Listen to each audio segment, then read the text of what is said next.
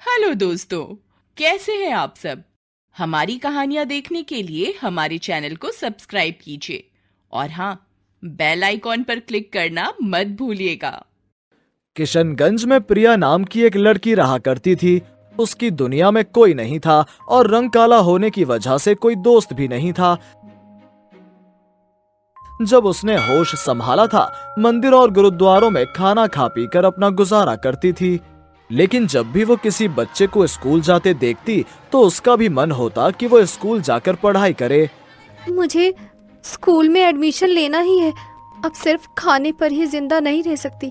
लोगों के घरों में काम काज करके अपनी पढ़ाई के लिए पैसे इकट्ठे करूंगी मैं। कहकर वो कुछ घरों में काम मांगने चली गई और उसे 4 घरों में काम मिल गया। झाड़ू बर्तन पोछा ये सब करके उसको कुछ पैसे और खाना मिल जाया करता था। इसी तरह उसने पैसे इकट्ठे करके बड़ी मुश्किल से एक स्कूल में एडमिशन ले लिया। स्कूल का पहला दिन था।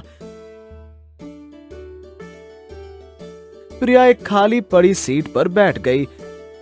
धीरे धीरे बच्चों ने क्लास में एंट्री करना शुरू किया, लेकिन कोई भी प्रिया के बराबर में नहीं बैठ रहा था। तभी एक बच्चा बराबर से बोला, देखो बच्चों, आज हमारी क्लास में काली परी आई है। सब बच्चे मिलकर हंसने लगे। काली परी तो आ गई, लेकिन अपनी छड़ी शायद घर पर ही भूल कर आई है। मीनू की बात सुनकर सभी बच्चे फिर से हंस पड़े। प्रिया को पहले ही पता था कि मीनू क्लास टीचर पल्लवी की बेटी है, इसलिए उसने किसी का कोई जवाब नहीं दिया। तभी एक लड़का उसकी बराबर वाली सीट पर आकर बैठ गया। Hello, I am Rihan.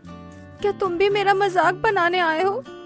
मैं उन बेवकूफों की तरह नहीं हूँ जो खुद किसी के ऊपर कमेंट करके खुद ही अपनी बात पर पागलों की तरह हंसते हैं। वैसे तुम्हारा नाम क्या है? मेरा नाम प्रिया है। बहुत अच्छा नाम है। उन दोनों में अच्छी खासी बातचीत हुई और फिर टीचर पल्लवी ने क्लास में एंट्री ली। सभी स्टूडेंट्स खड़े हो जाते हैं। Good morning teacher. Sit down everyone. सुनकर सभी बैठ गए। तभी पल्लवी की नजर प्रिया पर पड़ी। No ma'am, I am a new student of your class. You can see my ID card. Okay fine, तुम बैठ सकती हो। प्रिंसिपल सर भी न जाने कैसे कैसे बच्चों को एडमिशन दे देते हैं। पल्लवी की बात सुनकर सभी स्टूडेंट्स हंसने लगे। फिर उसने पढ़ाना शुरू किया। इंटरवल में रिहान और प्रिया ने एक साथ लंच किया और दोनों साथ घूमे। जैसा प्रिया ने सोचा था, स्कूल का पहला दिन उससे कहीं ज्यादा अच्छा गुजरा। वो मन लगाकर अपनी पढ़ाई करने लगी। स्कूल के बाद काम करती और उसके बाद रात में पढ़ाई करती, फिर सुबह होते ही स्कूल जाती। उसकी लाइफ काफी डिफिकल्ट थी, लेकिन फिर भी उसने हार नहीं मानी। फर्स्ट सेमेस्टर खत्म हुआ। पूरी क्लास में प्रिया के मार्क्स सबसे ज्यादा आए। हर साल टॉप करने वाली मीनू पहली बार सेकंड आई थी और इस साल तो वो अपनी मम्मी की क्लास में थी, इसलिए पल्लवी को भी अच्छा नहीं लगा। दोनों माँ बेटी प्रिया से चिढ़ने लगी। प्रिया, ये सब क्या है? तुमने अभी तक अपना होमवर्क कंप्लीट नहीं किया? मैम, ये आपने कल ही तो दिया था और आपने कहा था कि फ्राइडे में इसको चेक करने वाली हो, तो मैं अभी कैसे कर सकती थी? बाहर जाओ और हाथ ऊपर करके खड़ी हो जाओ। प्रिया चुप उठकर क्लास से बाहर चली गई। अब ऐसा रोजाना होने लगा। मीनू प्रिया को खूब परेशान करती और पल्लवी भी किसी न किसी बात पर प्रिया को पनिशमेंट दे देती थी। ए काली परी, बहुत झूल लिया झूला। चल अब नीचे उतर, मैं झूलूंगी। गार्डन में और भी तो झूले हैं। चमचे, तो चुप बैठ। और काली परी, तुझे आवाज नहीं आई क्या? इतना सुनकर प्रिया चुपचाप झूले से उतर गई और मीनू झूले पर बैठ गई। रिंकू, जरा मुझे झूला तो झूला, तेज तेज झूटे देना। अभी झुलाता हूँ, कहकर उसने झूला झुलाना शुरू किया। मीनू इतराते हुए झूला झूलने लगी। अब रिंकू ने और जोर जोर से झोंटे दिए और झूला अनबैलेंस हो गया। मीनू झूले से गिर गई और उसके हाथ पर चोट आ गई। अगले दिन जब मीनू स्कूल आई तो उसके हाथ में प्लास्टर चढ़ा हुआ था। कुछ दिन बाद प्लास्टर तो अब हट गया, लेकिन उसका हाथ ठीक से चल नहीं पा रहा था। उसमें दर्द रहने लगा था। धीरे धीरे एग्जाम का टाइम भी नजदीक आ रहा था। मम्मी, मैंने स्टडी तो अच्छे से की है, लेकिन मेरा हाथ ठीक से नहीं चल रहा है। एग्जाम के टाइम क्लास में आपकी जगह दूसरी टीचर होगी। अगर उस टाइम इसमें दर्द शुरू हो गया तो मुझे डर है कहीं वो काली परी टॉप ना कर ले। तुम फिक्र मत करो, मैं तुमको पेन किलर की अच्छी दवाई देकर भेजूंगी, तुमको दर्द नहीं होगा, समझी? एग्जाम का दिन आया। प्रिया ने तैयारी अच्छे से की थी, फटाफट आंसर देने में लग गई। मीनू ने भी लिखना स्टार्ट तो कर दिया, लेकिन यार मेरे हाथ में तो अभी से दर्द होना शुरू हो गया, मैं पूरा पेपर कैसे करूंगी? वो लिखती रही और सोचती भी रही। उसका दर्द धीरे धीरे बढ़ता रहा और फिर बहुत तेज हो गया। इस तरफ प्रिया ने अपना पेपर पूरा भी कर दिया था। आधा घंटा रह गया, मुझे सारे आंसर्स याद है लेकिन ये हाथ साथ ही नहीं दे रहा। कहकर वो रोने लगी। अरे रिहान, देखो मीनू रो रही है, शायद उसके हाथ का दर्द फिर से बढ़ गया है। अच्छा हुआ, इसके साथ तो ऐसा ही होना चाहिए। ऐसा नहीं कहना चाहिए। कहकर प्रिया मीनू के पास जाकर बैठ गई। ये देख टीचर ने उसे कड़क कर पूछा, तुम यहाँ क्यों आकर बैठ गई? अपनी सीट पर जाओ। मैम, मीनू के हाथ में चोट लगी है जिसकी वजह से ये लिख नहीं पा रही है, प्लीज मुझे इसकी हेल्प करने दीजिए। ठीक है, लेकिन जो कुछ भी तुम लिखोगी मैं इस मीनू से मुंह जबानी सुनकर ही मार्क्स दूंगी। ठीक है मैम, थैंक यू। कहकर प्रिया ने उसका पेपर लिया और उसके सवालों के जवाब सुनकर लिखने लगी। घंटी बजने से पहले ही पेपर पूरा हो गया। जब सब बच्चे बाहर निकले तो पल्लवी बाहर ही खड़ी थी। मीनू के साथ प्रिया को बाहर आते देख वो हैरान रह गई। मीनू बेटा, तुम्हारा पेपर कैसा गया?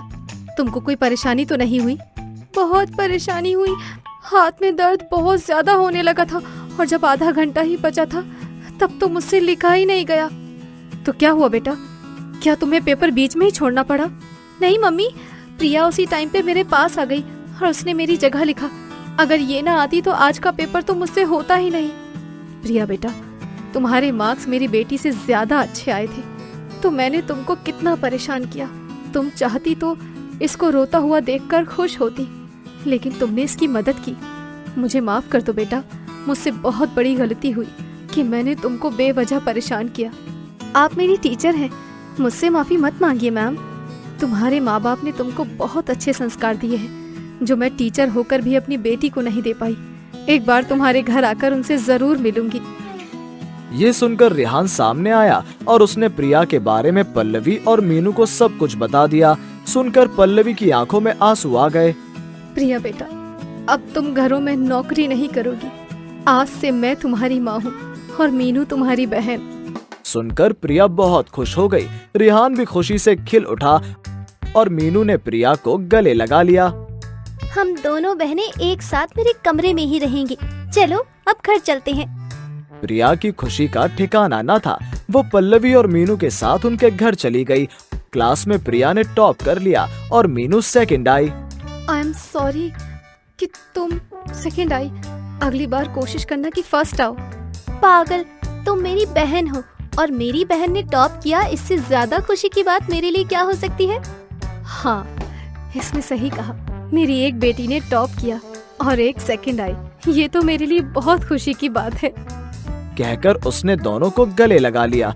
इस तरह प्रिया को उसके सपनों का परिवार मिल गया और उसकी जिंदगी हमेशा के लिए सुहानी बन गई।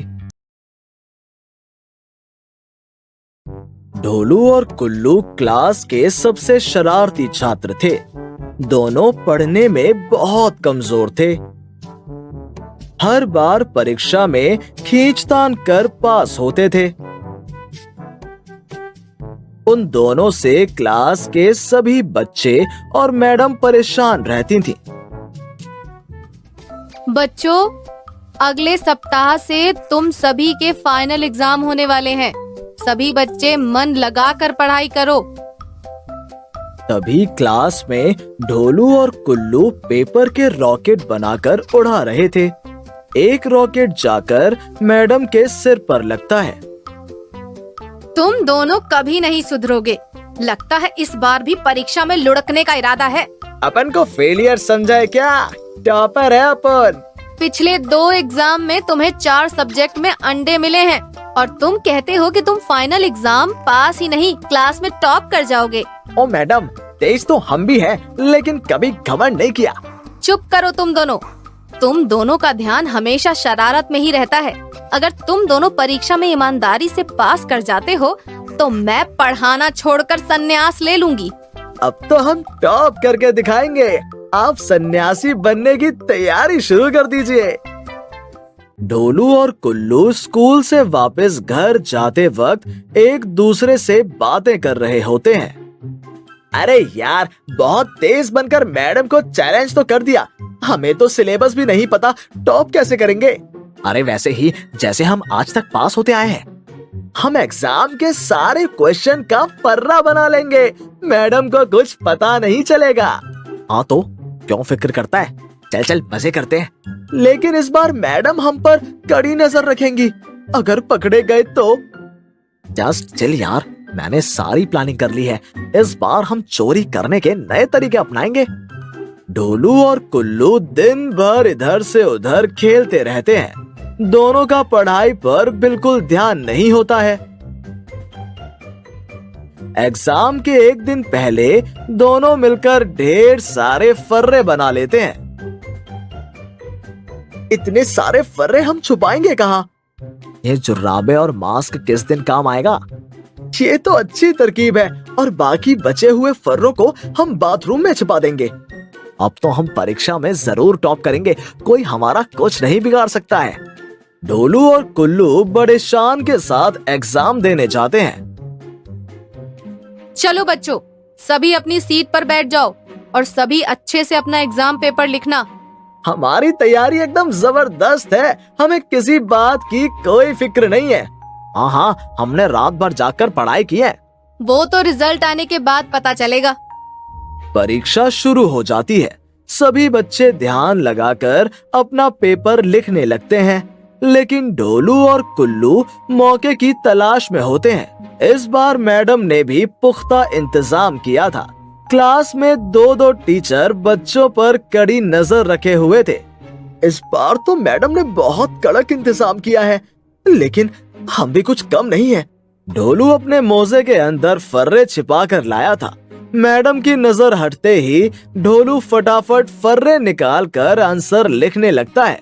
अरे यार, आज तो बड़ी गड़बड़ हो गई। साइंस के पेपर के लिए मैं सोशल साइंस के फर्रे बनाकर ले आया और ये ढोलू मेरी तरफ देख भी नहीं रहा है, नहीं तो कुछ आंसर मैं उससे पूछ लेता।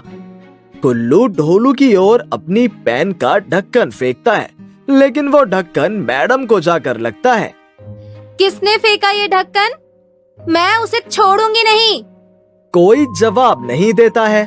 मैडम की नजर ढोलू और कुल्लू पर थी। कुल्लू साइंस के पेपर में सोशल साइंस का आंसर लिख रहा था ताकि मैडम को शक ना हो। मानना पड़ेगा, आज बिना शोर शराबे के बच्चे शांति से लिख रहे हैं। मुझे ढोलू और कुल्लू पर शक है, ये दोनों जरूर कोई ना कोई गड़बड़ कर रहे हैं। ढोलू आज ऊंची एड़ी वाले जूते और मोटी जुराबे पहनकर आया है। आज उसके बैठने का तरीका भी अलग है, जाकर उसे चेक करते हैं। मैडम जाकर ढोलू से जुर्राबे उतारने को बोलती है।